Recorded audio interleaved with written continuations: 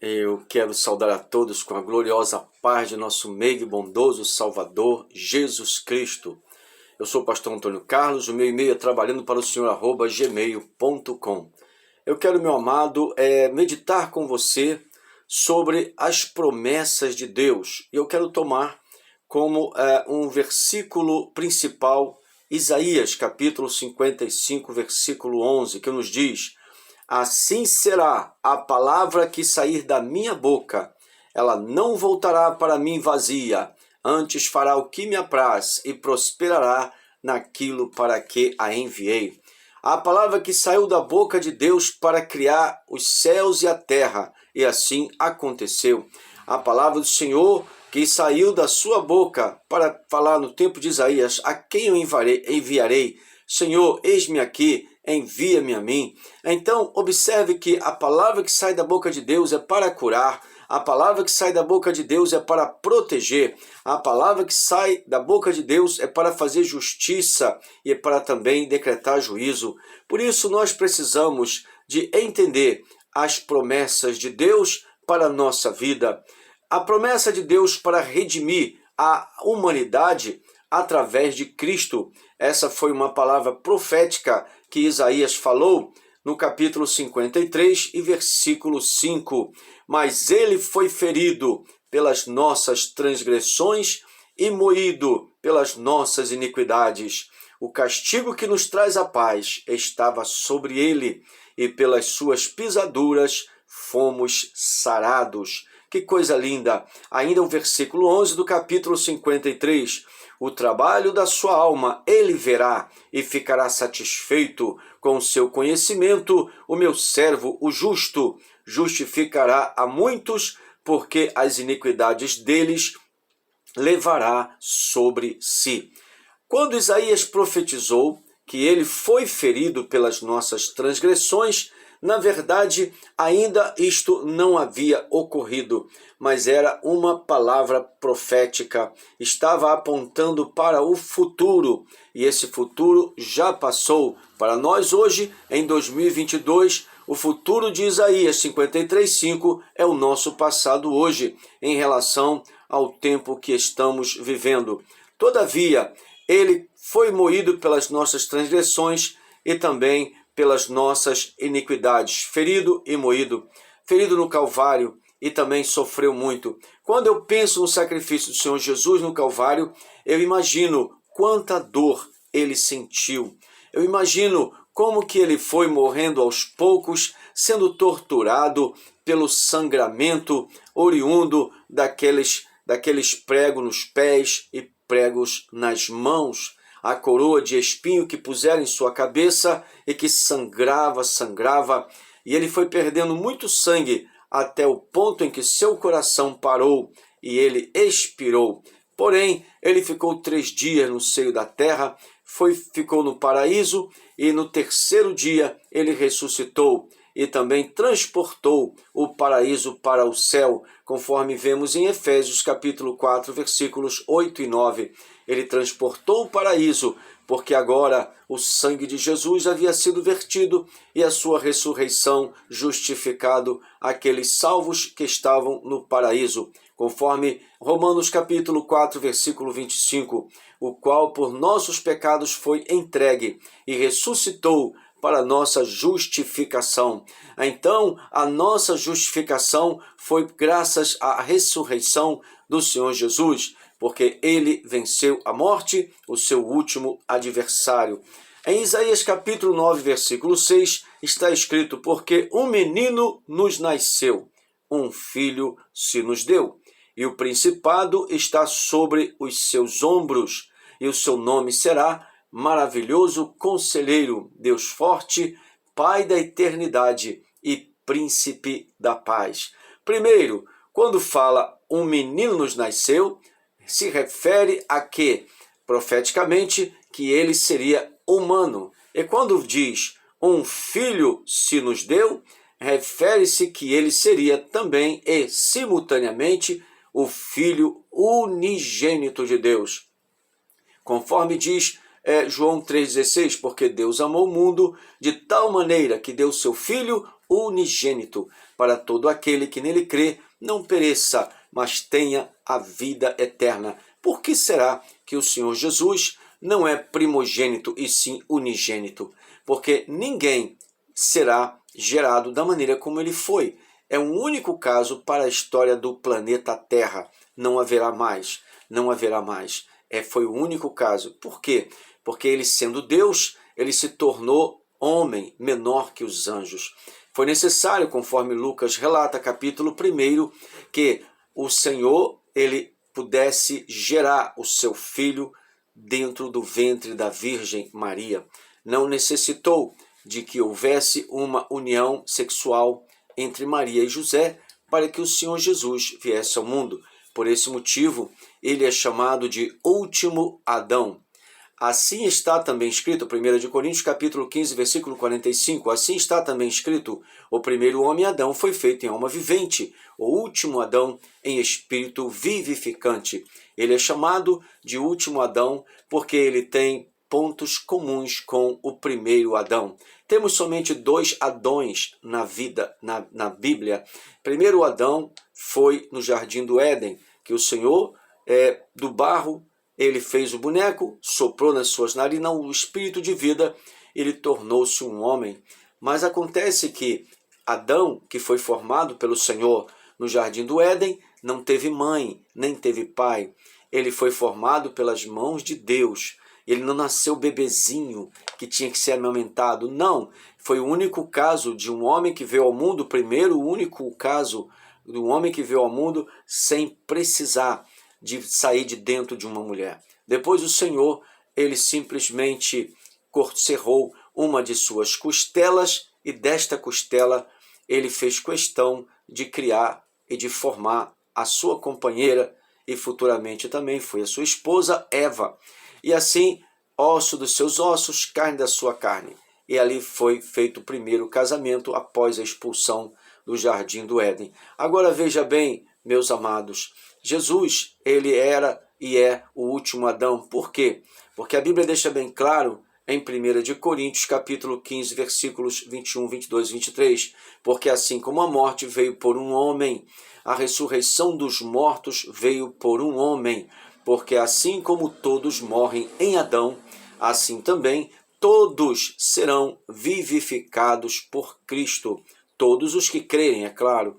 Então, o primeiro Adão trouxe a morte e o último Adão trouxe a vida, pois o último Adão vivifica. O que significa vivificar? É dar vida, porque o pecado ele tem efeitos colaterais danosos. O pecado ele torna o homem culpado, ele torna o homem morto, ele torna o homem inimigo de Deus e escravo.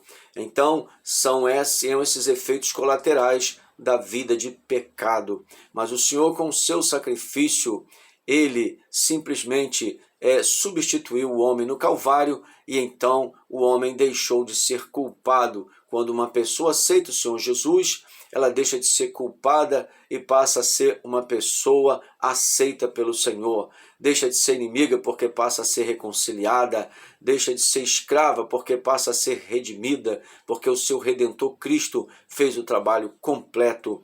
E também essa pessoa, ela deixa de ser morta espiritualmente porque ela é vivificada, torna-se viva para servir ao Deus vivo e todo-poderoso.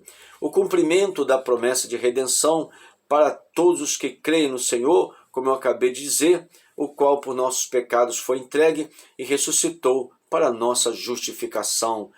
Romanos capítulo 4, versículo 25. E ainda Romanos capítulo 3, versículo 25 nos diz, ao qual Deus propôs para propiciação pela fé no seu sangue, para demonstrar a sua justiça pela remissão dos pecados dantes cometidos sob a paciência de Deus. Quem foi proposto para propiciação pela fé? Quem foi? O Senhor Jesus. E nós temos que ter esta fé para que o Senhor Jesus possa operar. Temos visto hoje na humanidade muitas pessoas se drogando, muitas pessoas vivendo na vida do narcotráfico, muitas pessoas vivendo na prostituição, muitas pessoas praticando a fornicação, que é o sexo fora do casamento, muitas pessoas vivendo na prática do que diz Levítico capítulo 18, versículo 22. Muitas pessoas vivendo no sexo abominável, muita pessoa praticando pedofilia, gerontofilia, zoofilia, enfim, pessoas que estão vivendo na vida da corrupção, seja ela política, seja ela profissional, seja ela familiar, enfim, corrupção generalizada. Então, bem que o profeta Isaías também, no capítulo 24, versículo 5, ele disse: a terra está contaminada por causa dos seus moradores, porquanto transgridem as leis, mudam os estatutos e também quebram a aliança eterna. Significa dizer que nós estamos em um ambiente contaminado, nós estamos em um ambiente contaminado ideologicamente, nós estamos em um ambiente contaminado fisicamente, isto é, quimicamente, nós estamos em um ambiente contaminado politicamente, nós estamos em um ambiente contaminado espiritualmente. Então, a terra está totalmente contaminada. No que você pensar, contaminada ética, moral, espiritualmente, em todos os sentidos, a terra está contaminada. Então, o número de influências ruins e anticristãs é muito grande em toda a sociedade, seja a brasileira, inglesa, americana e qualquer outro país do mundo. Há muita contaminação, há muitos falsos deuses, há muitos demônios operando na mente das pessoas. Existem muitas pessoas que estão indo para o inferno porque elas rejeitam a Cristo, rejeitam a sua palavra, rejeitam o seu evangelho, e o Espírito Santo, embora convença o homem do pecado, da justiça, do juízo, porém, quando a pessoa bloqueia o seu coração, fecha a porta do seu coração, o Espírito de Deus não consegue de forma nenhuma. Isso já aconteceu no tempo pré-diluviano, quando o Senhor Jesus disse, quando o Senhor Deus disse em Gênesis 6:3, não contenderá o meu espírito para sempre com o homem. Sim, qualquer pessoa, devido a ter o seu livre-arbítrio, ela pode sim, não deve, mas é possível resistir ao Espírito Santo. E por isso muitas pessoas estão indo para o inferno. O Espírito de Deus, ele está na terra exatamente para que quando alguém prega o evangelho, e por isso temos que pregar, então o Espírito Santo entra em ação na mente da pessoa. Mesmo assim, essas pessoas também vão ouvir a voz dos demônios. Então, naquelas vozes, a voz da consciência, a voz dos demônios e a voz do Espírito Santo, então a pessoa decide qual voz dará ouvidos. Eu, há muitos anos atrás, algumas décadas atrás, eu era umbandista, eu era espírita kardecista e também eu era uma pessoa praticante dessas coisas, porém eu era um pecador que bebia, que fumava, etc., que xingava, que fornicava. Porém, quando o Senhor Jesus falou ao meu coração, eu não fechei a porta para a sua voz. E por isso Deus pôde fazer uma grande obra em minha vida. E por isso eu digo, meus amados, tudo é possível ao que crê. Havendo fé, Deus pode operar, pois a fé é o firme fundamento das coisas que se esperam e a certeza daquilo que não se vê, conforme Hebreus capítulo 11 e versículo 1. As promessas do Senhor, elas são para a sua igreja. Então tem uma promessa, o fim do poder do pecado na vida do crente.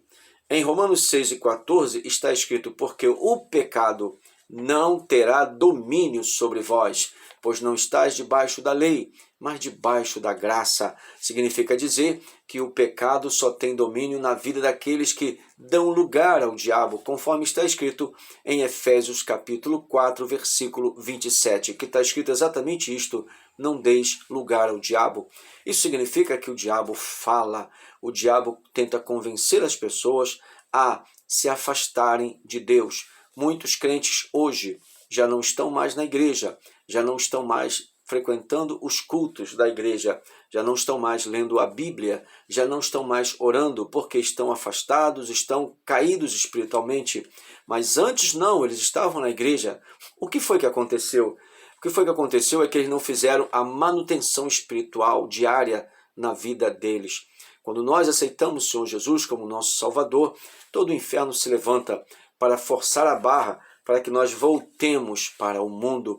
Então é necessário que tenhamos na nossa mente esta orientação, que temos que em todo tempo orar, que temos que jejuar, temos que ir para a igreja, temos que ter fé, temos que clamar, porque quando os ventos contrários se levantarem, nós estaremos prontos para resistir. A Bíblia fala em Tiago capítulo 4, versículo 7, sujeitai-vos, pois, a Deus, resistir ao diabo e ele fugirá de vós. Quando um crente começa a meditar na palavra de Deus e começa também a orar, então isso é a base da vida dele, oração, meditação na palavra, frequência na igreja e também o jejum.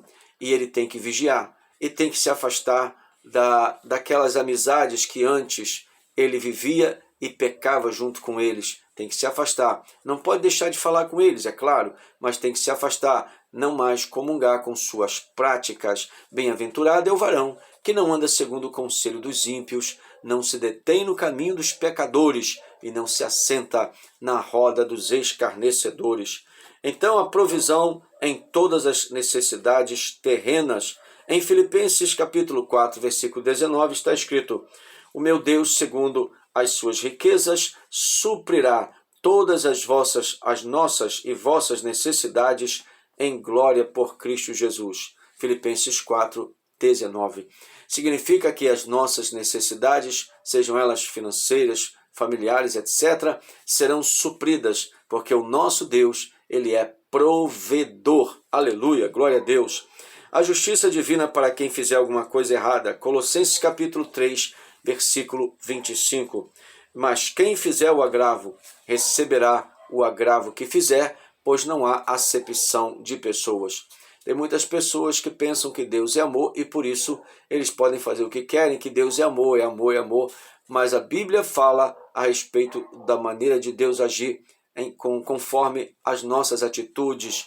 Isso está escrito em Romanos capítulo 11, versículo 22, parte A. Considera, pois, a bondade e a severidade de Deus. Portanto, Gálatas capítulo 6, versículo 8, tudo que o homem semear, isto ceifará. Não existe de forma nenhuma nós colhermos o bem quando fazemos o mal. Colheremos o bem quando fizermos o bem. Então, a lei da semeadura e da colheita está vigente perante Deus. Aleluia.